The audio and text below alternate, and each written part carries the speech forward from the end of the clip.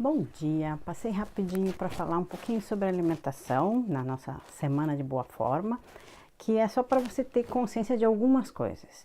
Este é uma visão Ayurveda, quer dizer, indiana, onde ele vê o plano total da digestão, não no sentido, quanto tempo fica no estômago, porque eu estava olhando as tabelas até no Google sobre alimentos e aí fala, 5 minutos de digestão. Não. O alimento sozinho, de repente vai ser 5 minutos, o que é muito difícil, se for bem mastigado, e no estômago. A gente tem que ver o plano completo da digestão. Então, eu vou estar mostrando uma tabela, vou estar explicando para vocês e falando um pouquinho mais sobre como que a gente tem que ter o cuidado de quando a gente está definindo o que comer e que horas comer, para que a gente possa, de alguma forma, ter um momento de limpeza, de cura no corpo. Porque o corpo só consegue se curar quando ele não está trabalhando. E se a gente está comendo toda hora ou está comendo coisas muito pesadas que vão levar muito tempo na digestão, a gente acaba nunca tendo um espaço de o corpo se autocurar. Então é sobre isso que eu vou estar falando hoje. Vou mostrar uma tabelinha, vou estar falando algumas coisas para vocês aproveitarem e pensarem nessa questão de mudança de alimentação, não uma dieta radical, mas uma reeducação. Certo? Um beijinho e agora vamos ver as tabelas. As frutas levam 3 horas para digerir. Uma no estômago, uma no intestino delgado e uma no intestino grosso. Já os vegetais levam 6 horas, 2 horas em cada lugar.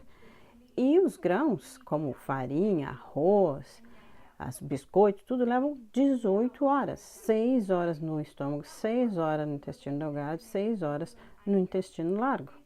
Então, a base disso tudo é que se a gente mistura, não só a gente causa fermentação, mas não vai diminuir a hora, só vai aumentar. Esse é o nosso intestino, né? Então, ele tem várias vilosidades, que são como se fossem dedinhos, umas torrezinhas, que elas absorvem o alimento que chega ali assim. Claro, se ele não é excessivo, se ele for bem mastigado, ele vai ser absorvido. Mas o que não é absorvido por essas velocidades vai acumulando, porque elas têm uma capacidade de absorção de vitaminas e tudo que a gente precisa. Mas se a quantidade de comida e a qualidade de comida é muito baixa, então simplesmente a gente para de absorver. E disso causam vários outros processos, né, acumulativos, não só no intestino, mas em todo o organismo, né? Por exemplo, o que ela sugere é que a gente tenha, então, um tempo sem estar comendo entre a primeira comida e a janta, né? Que seria o fasting, que eles chamam, que seria o jejum intermitente. De 16 horas é o melhor, mas se você tem essa dificuldade de ter 8 horas só de comida e 16 sem comer, então você pode colocar como água de coco, sucos de vegetais, coisa parecida que te ajudam. Por exemplo, algumas pessoas acham muito difícil ter digamos assim, não comer, né, cedo da manhã. Então, o que tu faz? Você tem a janta mais cedo para que você possa, então, começar a comer de manhã mais cedo também. Vamos lá. Se você consegue ter as 8 horas de comida e 16 de descanso, aquela parte marrom ali que tu tá vendo, que vai ser o final das 18 horas de digestão. E aí você tem toda aquela parte azul ali assim, que são as horas de cura no corpo.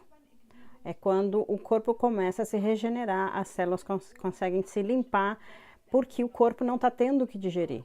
As pedras de rim se dissolvem, outras pedras também, você perde peso, os cistos em ovário e tudo mais também diminuem, mas o corpo precisa desse tempo de limpeza, de cura, sem estar digerindo, para que ele possa fazer esse trabalho todo.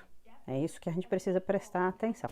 Então, mostrando as tabelas, acho que pode ter ficado mais claro para você que não só a gente escolher o alimento, por exemplo, eu comer de manhã frutas ou até um suco de frutas, sem açúcar, claro, né, é mais saudável do que eu estar comendo pão e uma série de outras coisas. Deixar a parte de cereais, por exemplo, para a hora do almoço, né? que você então vai ter 18 horas de digestão, não deixar para a hora da janta. Para a janta vai ser saladas, vai ser vegetais e coisa parecida. Então, quanto mais você deixa espaço para o seu corpo ficar sem estar digerindo, mais tempo de cura ele tem, porque ele precisa parar de estar digerindo para então começar um processo de limpeza e cura no corpo dele.